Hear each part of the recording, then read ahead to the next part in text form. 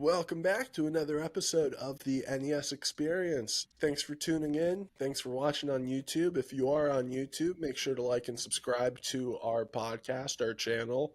Also on Spotify, wherever you listen to us, just like and subscribe. It would be fantastic. This episode of the NES Experience, we are kicking things off by talking a little bit about Halloween coming up in the next week. Great time, great holiday. My girlfriend's birthday is also Halloween, so I don't really celebrate anymore. But when I used to, in high school, I used to rent out a costume, like a full-size tiger mascot costume, little furry thing, kind of like what you'd see on the sidelines of like an LSU game, but without the jersey. And I would sit outside with a bowl of candy because I was too old to trick or treat, unfortunately, these days, being a 16-year-old. And too big. And definitely too big. But I would also stick hay at the ends of the sleeves and in my boots at the end. So I kind of pretended I was a hay mascot with a bowl of candy that just said take one. And also kind of had a little kitchen knife in my hand with some ketchup. And when unsuspecting children would take more than one, or if they had a lot of candy in their bag, I would reach out, grab their hand, and then chase them down the street. And if they dropped their candy, it was mine now. Trick or treat. I was the trick. Um, Ned, how do you like to celebrate Halloween? Well, first off, that's great because there's nothing I hate more than when a little douchebag kid tries to jack a whole bowl of candy. So my wife would buy like 40 pounds. And she's like, oh, we'll just fill up a big bucket and put it out there because we have to go trick-or-treating. And I'm like, no, you don't do that because the little asshole kid's going to take the whole thing. Oh, we'll just go back and refill it. Nope, not doing that. But Yep. we got a Ring camera. And sure enough, so she puts the bucket out. I'm like, this shit's going to get cashed in 30 minutes. And the little asshole kid walks up. He's like, oh, and he goes 2 hands deep. Then he looks up and he's like, oh, the Ring camera. And then he nudged his buddy, and they're like, no. So the Ring camera actually is pretty good deterrence against punks. But my Halloweens have changed through the years. So when I was a kid, Halloween was interesting. So I was able to experience the, good trick-or-treating, going to a lot of houses and getting candy. But the outfit creation was a general dumpster fire. So we shopped for normal humans, like our kids right now are like, I want to be this for Halloween. I don't even know what the date is. Early October makes sense. And then you get their costume, they have it for weeks, and then they go out there and then, repeat. But for us, we went shopping November 1st because that's when all the Halloween stuff is 50 to 90% off. So basically, I guess I had to jump on it, 364-day jump on it over everyone else. So I would go there, ransack the garbage, because when your shit's 50, what is all that? Every kid in America was like, let me get everything that I need for Halloween. And then all the kids had everything in the world. And then there's what's in the store. So I had to like bullshit piecemeal nonsense together. And probably the ages of 8 to 14, I was the mixed up weirdo or the fucked up weirdo. That was my outfit because it would be like, the nose glasses with the big ass tie with maybe, some bear claws on the hands. And it was just, holding a knife, wearing blue jeans. It was just, looked like a homeless person was and they're just like, what are you? I'm like, mixed up weirdo. They're like, oh, interesting. But the mixed up weirdo was 90% off, back a year ago. So the costumes change because you never know what's going to be on severe clearance. So that was a little bit troubling and not optimal. I just kind of wanted to be like fucking He-Man or something, but sometimes it doesn't work out that way. So Halloween as an adult now I feel like He-Man would have been a really easy one to be because he has his shirt off most of the time, and you just kind of just put a belt or something around. He-Man. No, I mean I'm not at my age, I had boobies. So I'm not trying to have boobies on Halloween. It was already hard to get candy because by the time I was 13, I was like 6'2", 230. And it's like, oh, look at the fucking 24-year-old loser trash kid trying to fucking get candy. So my days of trick-or-treating, much like that's why I said you got too big, for us. If I was 5'3" and wearing a costume, I could be in my early 30s and go trick-or-treating if I want. But when you're massive, my window really stopped at 13. By 14, I was 280. I was, bigger than 90% of the houses that I went to. So it was a wrap. But as I said, adults, it's different. It's cute with the kids and everything. A couple things that I have found work is our neighborhood, the families have beer. So there's 3 or 4 houses that have beer stops. So I make sure that our route that we do, we always go to the individual beer places. That really helps with the patience aspect of it. And also I've implemented the data tax, which means I get their candy, just like the federal government. It's my choice. They have a little bit of a say, but overall, the data tax is in full effect. And with the inflation going on right now, I mean, they're going to get hit harder than ever this year.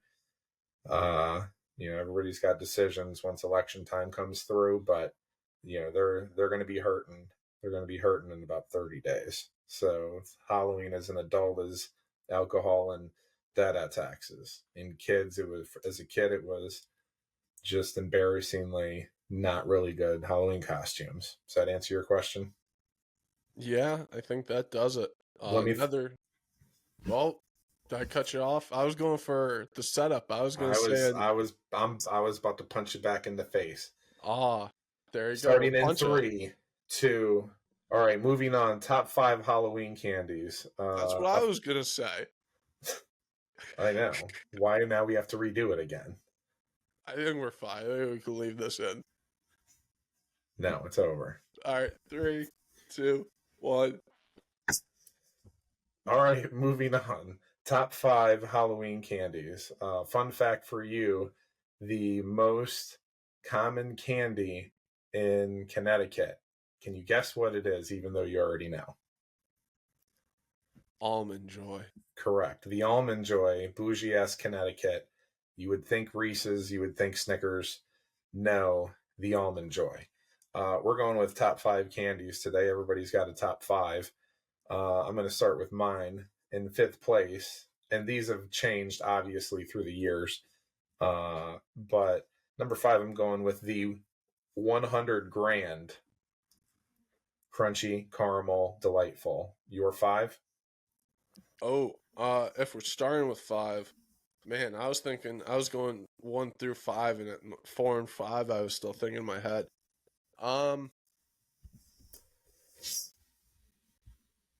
M&M's. It was going to be my 4, but that's now it's my 5. All right, you're going safety with the M&Ms. Number 4, I'm going with a Payday. You? A Milky Way. That's a great choice. Good weight when I was a kid, which is probably why I was overweight as a kid. My candy bar choices would be purely based off of the most amount of ounces. And at one point in time, the Milky Way was like 2.26 ounces. So that and the Snicker bar are your 2 heaviest candies. So if you can only get 1 candy bar, obviously, and you're a little fat kid, you got to roll with the heaviest weight one. And we know that those are quite satisfying. My number 3 is actually Milky Way. And when you look at the top 3, you said earlier today you had really it comes down to the 3 heavy hitters. So I'm ready to get into those. 3 is Milky Way for me. You? Yeah, obviously you overvalued Milky Way because I have it at number 4. For me, number 3 are Three Musketeers. The healthiest of the hardcore log-shaped candy bar, pitching 25 to 35% less fat. Good choice for you. Number 2, the Snicker, timeless. It's the polo shirt of candy bars. hopefully you feel the same way. Yeah, for my number two, I'm going for another value pick. Again, thinking you missed one on the Snickers. I'm going for Kit Kats. Kit Kats are great. They used to be in my top 5, but I want to say two Halloweens ago, have you ever just ate like, 75 Kit Kats? About 2 weeks ago, I did, yes. All right. Well, I did that, and the good news is, really, I should just eat 100 of every candy bar, because then I won't even like candy bars anymore. But I officially OD'd on the Kit Kat, and it dropped out of my top 5. My number one, maybe it's because I've lived in Connecticut now longer than Indiana, but it is the Almond Joy. It's recent. It's an adult thing. It's a kid thing. It's you actually, for it being the most liked candy bar in Connecticut, you don't find a lot of them. So, like Reese's, I can't even eat Reese's anymore because you open up the bag and it's 70% Reese's products, and it's just like, done with that. Whereas Almond Joy, there's 3. I'm snagging the data attacks number 1. I'm taking every Almond Joy in the joint. You? Yeah, I think that's a Trey Lance level pick right there. I am going number one, clearly Reese's. I mean, as I said, I think if I didn't eat all my children's candy all the time, Reese's is really should be the polo shirt of the timeless polo shirt of candy, because nobody really, I'm an outlier. This is just the fact that I eat too much candy. So, I mean, trust me, if you poll 100 people, your list is better than mine. Your list is like going into a Dave Matthews deep dive, listening It's weird. The 100 grand, the situation. payday, it's out there. It's not mainstream. But when you eat a lot of candy, you have to veer out. It's like your Reese's radio play pop music. Uh, I need to spice it up. I think Reese's is like Jimi Hendrix playing Little Wing. Never gets old. That peanut butter cup, oof, that is something right there. Um, but yeah, I think you're right. My list clearly wins out. Your list, horrific. Fits in very well for the episode theme though, because we're talking about horrific Halloween weight room stories. So I guess this means I'm safe, but when you asked me when we were talking about the podcast about horrific weight room stories, thankfully I don't have a lot. So but with some of the people that I work with, it's shocking that there's been a lot of near really bad things that have happened, but we've been very fortunate. But the first one would be at the Valley batting cage.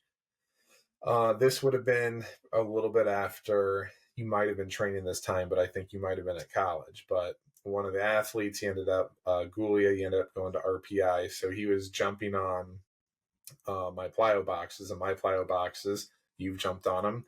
They're not the foam, I could just pile right into it, the side of it, and be okay. I got to make the jump, sturdy metal. So he was a very athletic person with clumsy tendencies, and he had a clumsy tendency. He went to jump on the box. It scraped all the way up and down his shin. And as soon as it happened, it was basically a bloodbath. This was borderline. Like the blood was pouring out, and I'm pouring sweat. And everybody's like, oh shit. It was almost pre like social media era, but we do have a picture of it that I gotta send to you. But it was the biggest. I'm just like, I need to call. Like, this is just so much blood. This is just terrible. And I'm like, I should really be calling 911, but I don't like the doctor. So we just used the most amount of paper towel and gauze on earth and held pressure on it for like an hour. And he was all right. So that would be number one. Another one, and this is like repeatedly happens. You go into a weight room, you're back squatting. All right. You got 145 on each side, then that's 135. You have 245s, that's 225. You have 345s, that's 315, and so on. Four of them is whatever, 400 pounds. So, I mean, common sense button. You would think you would take off one off the left and one off the right, and one off the left and one off the right, and you go back and forth, right, until your bar is clean. And there's just 1% of the population that are just bricks, and so the kid had 405 on the bar. He's a fucking brick. He takes one off, and I'm always looking over there. And then he takes another one off, and I'm like, yo. And then he takes another one off, and I'm like, and then I'm screaming. And then so he takes the fourth one off. And what the fuck do you think happens when you got 180 pounds on one side and 0 on the other? So the bar flies up, and just so dangerous. And then all the weights, because of course there's no clips on the bar because you're taking everything off the bar. Then you see all the 45s fly off one side. Now you kind of have that 180 and 0 thing. Then the bar flies up the other way, and then it shoots another 180 pounds of projectiles on that. And then who knows what the bar decides to do at the end, but it is just anybody. Have you been in a weight room to see that dumpster fire happen? Oh yeah, like actually multiple times in college it happened. And yeah, it happens a lot more often than you think it would if you're not in a weight room. But every now and then, it's just like you said, you get one or two people who are just brain dead for 30 seconds and weight just goes flying. I basically become Bobby Knight in those occurrences. I just completely unload and would love for anyone to challenge me when that happens. Hopefully not physically touch them, but I will kick them the hell out of the program. That is just like, come on, man.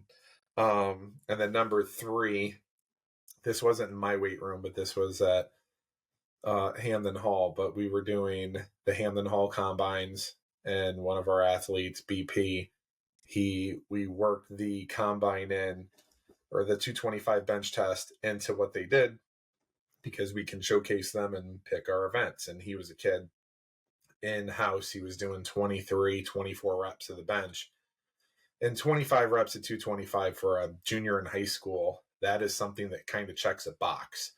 And he was trying to go D1. So when we all got there, it was your standard communication mess. And then we were told that the test was going to be scrapped. So we started to head down to the field to warm up for the 40.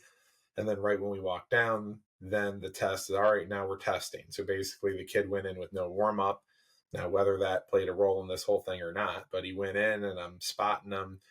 And then by rep 4, you just hear pop, and snappo, tore his pec. So that was one of the only times it was the only time under my own watch that, that happened.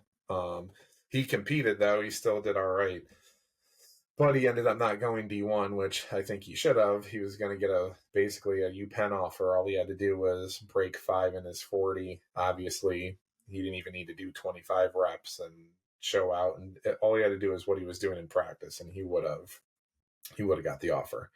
So that's something I'll never forget.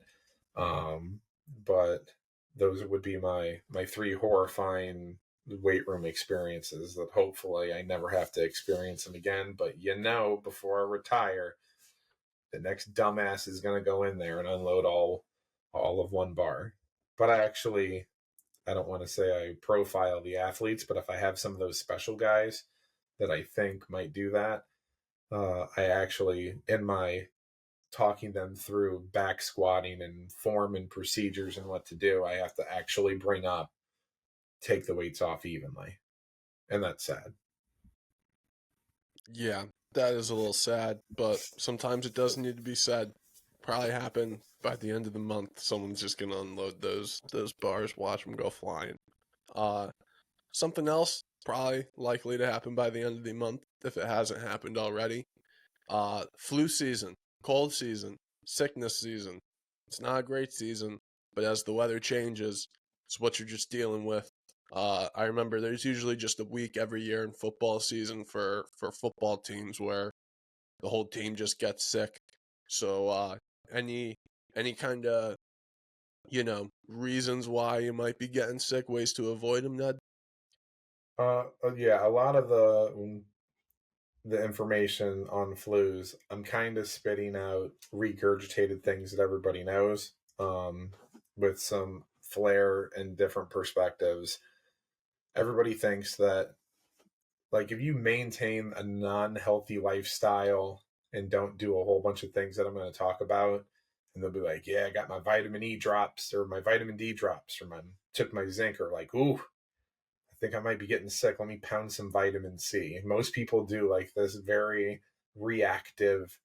A company made billions of dollars. Emergency. I don't know if they went out of business or not, but it's like, are you the procrastinator that completely destroyed your body, didn't get enough sleep, didn't eat the right way, in a completely stressed state, and now you got a scratchy throat?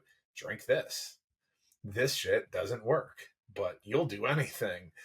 We're going to get sued by Emergency. So don't worry, those guys. You've gotten a lot of my money when I was younger. So I should be suing you for telling me that if I take your packet, it's just going to make it go away. Have you ever taken the emergency packet, and has it worked for you? I'll apologize to them right now.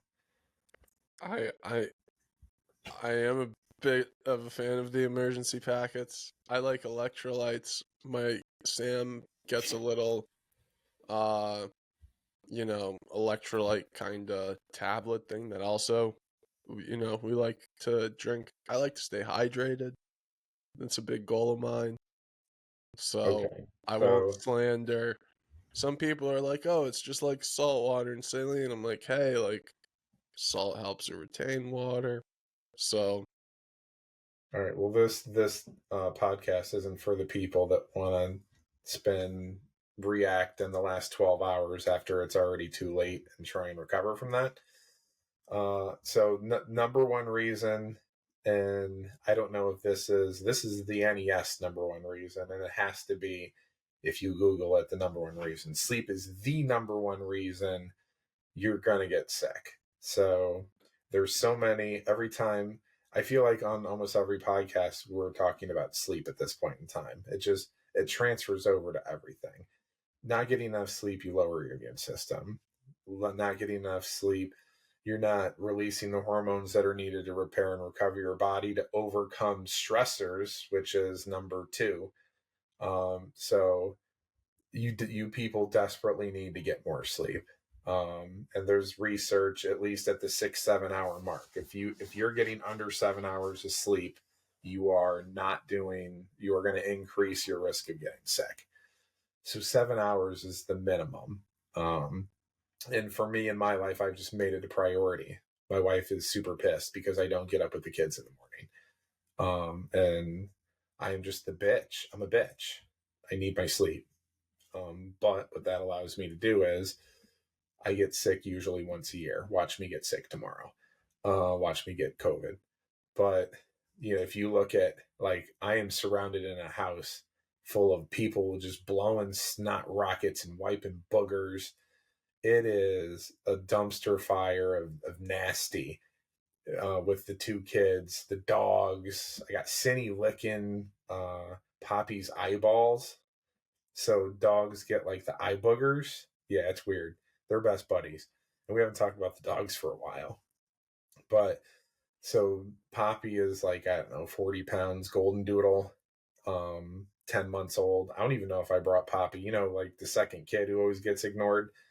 The second dog, I don't even know if I brought it up outside of, we got a dog named Poppy. you did. You brought up Poppy. We had a better name for your dog, but I don't think you ever ran with it, so that's a little disappointing. What was it?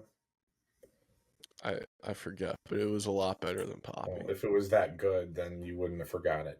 Anyways, so the big ass dog lays there with his big 40-pound eye boogers, and Cindy climbs all on top of him and just licks the fuck out of his face. and just eats eye boogers, and it's nasty. And I'm like, do I say something? Like, no, that's nasty, but they don't know. But that's germs. So I got 2 dogs that carry a lot of germs, with 2 kids that go to school that carry a lot of germs, and my wife who actually works in an office and doesn't have that many germs. And I am in a in a box with dirty athletes, 50 to 75 at a clip at a season, that all come back from different universities. So it's a big lab experiment. But what I make sure within my life, the things that I'm pretty decent at controlling, are the 4 things. Because I am a baby when I get sick. It is embarrassing. You would think big strapping guy, I'm not sick. No. But here's another thing. I'm going to work when I'm sick. Always go to work when you're sick. Stop the spread. So sleep goes number 1. Stress is number 2. Your cortisol levels raise. When those raise, immune system lowers. Stress obviously is, everybody's got stress, and you got to figure out how to deal with it. Imagine that, eating the right things and exercising and all the shit you don't want to do is it all is interlinked together, and generally makes you the less likely to get sick. So, with stress and stressors, what I want to bring up is, your sport is a stressor and training is a stressor, along with all the things that are going on in your personal life. So if you are training too much, your body is going to become overtrained, and your immune system is going to lower, and you're going to have an increased chance of getting sick.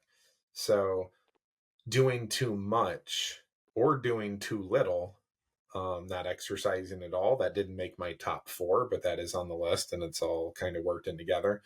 But managing stress levels is very important, and making sure that you're not your guys that are always working out and no days off guys. Your no days off guys are the people that are sick all the time. Your people doing fall ball 6 days a week, when you're 13 years old, which is a topic that we're going to bring up at another point in time. Those things, and overloading your body with too many stressors, you're going to get sick. Nutrition, so the things that you eat. So if you eat the right foods, they can actually raise your immunity and decrease the chance of you getting sick. So when people hear the buzzwords, now we're going into vitamins, vitamin C, vitamin D, and zinc. Those are your 3, important ones. So people are like, all right, I'm just going to take C, D, and zinc pills. Right, but you can take those pills and then get 3 hours of sleep, and you're just going to get sick. All of these things are working together to prevent sickness. So, side fact, one more reason why we love eggs, because eggs have a lot of vitamin D in them, and also another reason to eat the whole chicken. Dark meat has vitamin D. So we keep hearing vitamin D. Obviously, the sun is the natural source of vitamin D, so people get less vitamin D in their system, become deficient in the winter, which plays a role in lowering the immune system and getting sick. So C is a big one, but just keep in mind that when you crack open your Tropicana, going to get sued by Tropicana. When you pop open their OJ, once you do all the things that they do to it, you're really not getting any vitamin C. So I'm fine with the vitamin C supplement in the winter, but you should be doing it consistently. It should be starting, you should be taking it now. And then zinc helps with the absorption of those things. You brought up when we were originally brainstorming this B12 shots. Did you ever check and see if B12 shots actually do raise your immune system? And I don't want to hear, and you're not allowed to say, well, my research is based off of taking or we're not supposed to say names. You got to bleep that out. Taking a B12 shot before his game. So based on anecdotal, yeah, I said that word right. Based on anecdotal evidence. That ain't right. That ain't right. I mean, I That's went to a complete public school, but that ain't right. Isn't it anecdotal? based on anecdotal evidence. That's wrong too. Just go ahead. Sorry. Uh, Based on evidence, Yeah. the B12 shot does work when injected into the buttocks. How long does it take to kick in, and how long I does it believe last? you should do one once a month. Did you make that up, or is that part of the research study that they did? Uh, Evidence showed when taken once a month, B12 shots prevented subjects from getting ill. There you go, folks. Don't forget to get your flu shot, your COVID shot, and your B12 injection. We're not doctors. Also, I'm not getting my flu shot this year. This is great. I went to a physician's house the other day to watch football, and Sam was like, "Hey, we need to get flu shots." I said, "No, I don't." She said, "Well, we'll ask the physician if you should get a flu shot or not." We asked the physician. The physician said, "I don't recommend anyone get shots anymore. I've learned my lesson." I said, "Ha ha ha, Sam. Guess what? I win this argument. I'm not getting a flu shot."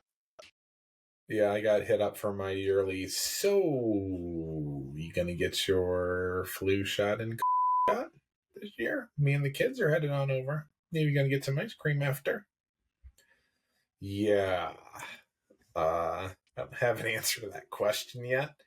I need some time to think about it. So a week goes by, and then everybody came home, and everybody's, Dad, look at my Band-Aid. I got this. I got one shot in one arm. I got one shot in the other arm. I'm like, that's a great job. And then Mom came in, so everybody's got their shots, and I might get the flu shot. Here's the thing: I've had I'm jinxing myself. I have gotten a flu shot probably every year since '07, 15 years in a row. And I don't think I've gotten the flu more than like once out of 15 years. To me, that shit's kind of money. Either I'm lucky, there also are people that generally just don't get the flu. I was reading about that. So there are people that not complete immunity, but like severely resistant. With that being said, so I'm leaning towards a yes on the flu shot, and then the shot. Yeah. If I could take a COVID shot and only get COVID once every 15 years, I would take the COVID shot every year. I can't wait for this podcast to get marked for COVID misinformation on Oh, Spotify. shit. But hey, we are pushing the boundaries of our podcast and bringing energy. And speaking of energy, can you tell me why it's bad if you're an athlete to get sick? Um, it is bad because you just completely rerouted it. We wouldn't get flagged. Is COVID still a thing? Do people even care anymore? I think Let me ask you this: when was the last time you know somebody who got COVID? actually one of the people who work in the place where I work uh went on a cruise and their fiance got COVID, so they had to leave, but they were back at work in like 3 days when they tested negative. So I don't know anyone recently who has, but I know someone who knows someone who had it in like May. It could be the population of people that I'm around every day, which would be college kids that are done with it.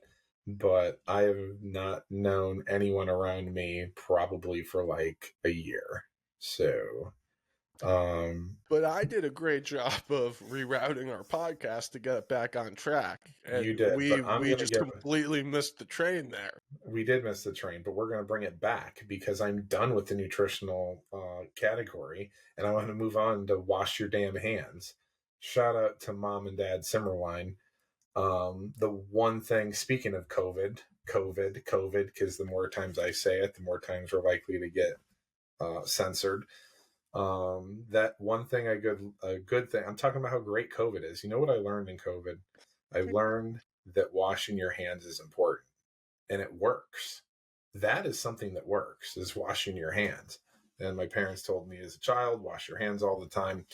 But if we're talking about the top 4 reasons why people get sick, man, shit's nasty out there. Don't ever touch the TV remote in the hotel room. You will be terrified. You had to watch the Dateline specials when they pull out the blue light cameras. No.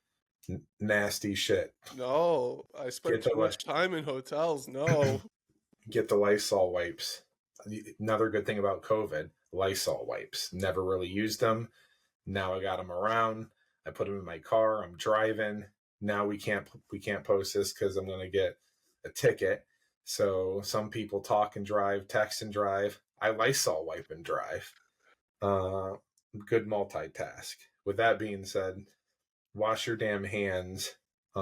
It's a great habit to start doing, and it will cut that down. You have to do these things because now you would give me the bridge into it.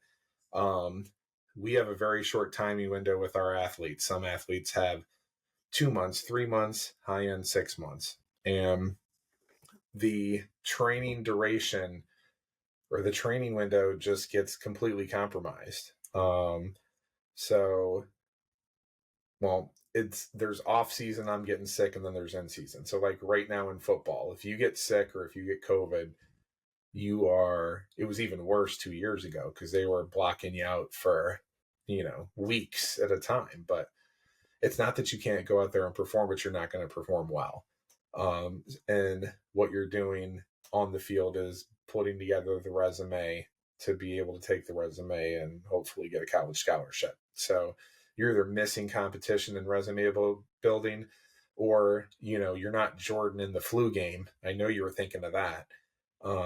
If you're Jordan, then you can get sick because it doesn't matter because, if you were LeBron James, it would be different. You would have to sit out. But if you're Jordan, none of this stuff applies to Jordan because he was generally bionic. There's the time lost when you're sick. So now we're flipping back to off season. So I get sick, you're going to miss training days. And then because you miss training days, getting sick is just like taking a vacation. When somebody's like, I'm sick, that means I'm on vacation. Your vacation is in your room where you're watching TV, sleeping and eating soup and shit. But ultimately it has the same effect. So you lose the week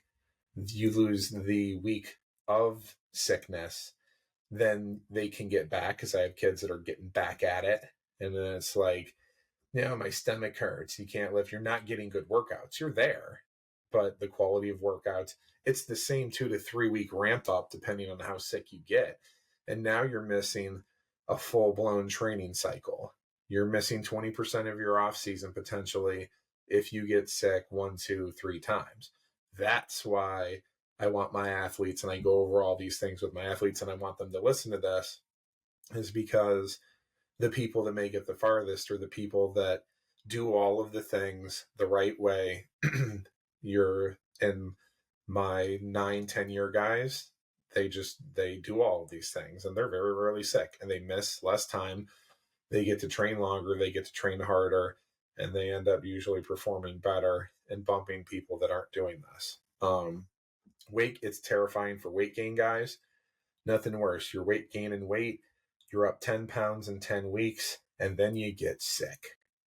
And then they can't eat. And basically, they'll lose, I call it fake weight. So the good news is, if you are a skinny guy gaining weight and you do get sick, you can't spend 10 weeks, 2.5 months doing something to gain 10 pounds of lean mass and then get sick for 3 days and lose you don't lose 5 pounds unless you're 80 in the hospital for a week. But a 16-year-old is not going to lose 5 pounds of lean mass in 3 days. You just don't atrophy like that. But what it does psychologically is they don't understand this. This is why I'm against remote programming, and I do things in-house, and I limit the amount of athletes that I take in and try and communicate with them, because I've seen it spiral out of control. And you get somebody, they'll gain 20 pounds, they'll get sick, and then they get back to their weight because now we're trying to get back to where we were. which, if it's fake weight, that's a week. Usually everything levels out and they're whatever pre-sick weight within 1 to 2 weeks. But that's 2 weeks that we could be gaining more weight on top of that. But what it can do is if it messes with your head, and then the weight gain guys I've had kids just not get sick, and then they lose the weight, and then they give up, and then they don't eat the way that they were eating to be the weight that they are, and then they pitter patter out and don't get to where they need to go. So the psychological aspect plays a big role. So that's my big takeaways for athletes in flu season. Don't get sick, take care of your body, sleep, eat well. You could bust some extra vitamins, but we're not doing the 24-hour prep. We are rolling all of these things out, eating the foods that we need to take in to maximize this, there's really 15 different things, but I kept it to 4. There you go. Gotcha. I got 2 things to finish this out for the episode, just 2 real quick ones. First one, what is your favorite or your go-to like sick meal? And what I mean by that is if I'm feeling under the weather, I got a cold, started when I was a little kid, don't know why, my parents would order me lemon chicken from, like a Chinese takeout place, and white rice. And that's just what I do. What stage of sick? Like I went Uh, from I don't want to eat anything to I got to make myself eat something, or like, yeah. You're like first meal after you're like, I can't eat. it's saltines. That's the first thing that I'm eating. I mean, hey, that makes sense. That's actually a really good one. I'm But I'm a if we weirdo talk, because I'm eating lemon chicken. well, chicken and rice are on the easy digestible food list of things to eat when you're sick, so that does make sense. But I would go like eggs and toast, because eggs are on the list of easy to digest things. In that process, also vitamin D. So yeah, I'm not trying to get the fried seafood platter. I'll tell you that much. Fair. Yeah, no, me neither. And then go to cold medicine, not doing endorsements. I think I even forgot the place that we were emergency. But so for me, I'm a Dayquil in the day person because day is in the name, and then I'm a huge Robitussin person. I want to sue all the cold medicine companies for class action lawsuits, because 90% of motherfuckers on this earth take this shit and it don't do nothing. That's my take. There is one though I would like to highlight. There's one product that's awesome. So this isn't all negative. This is positive shit. Afrin. Have you ever had Afrin? No, I've never heard of Afrin. Let me tell you about it. All right. Bubbles introduced it to me. So let's do this. If you had to rank order, we won't rank order. What's the worst part when you get your standard common cold? What do you hate the most? And I hope you say the right thing. Oh man, I hate all of it so much. You have to pick. The worst period of time. I mean, the worst period of time is absolutely at night when you get the post nasal drip and you're unable to go sleep and then you're coughing all the time. Wrong answer. All right, what's the right answer? My worst part of the night. That one sucks. Don't get me wrong. Mine is after that. At night, stuffy nose. Both bitches are locked up. Okay, yeah, that's Mouth terrible. breathing. Like for me, just not being able to sleep and laying down, and everything is log jammed. And if you blow too hard, it goes into your sinuses and you get a sinus infection. So you can't blow your nose. It just has to kind of hang out. So the only thing that I've ever had that work, it's called Afrin. It's in a tube like this big. And if you're not watching the YouTube video, but you cram this thing up your nose and you shoot it and it squirts like a nasal shot. And you go when you shoot it.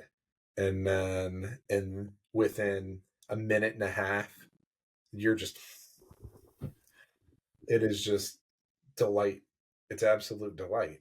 you go from completely clogged to completely clear, guaranteed, or your money back.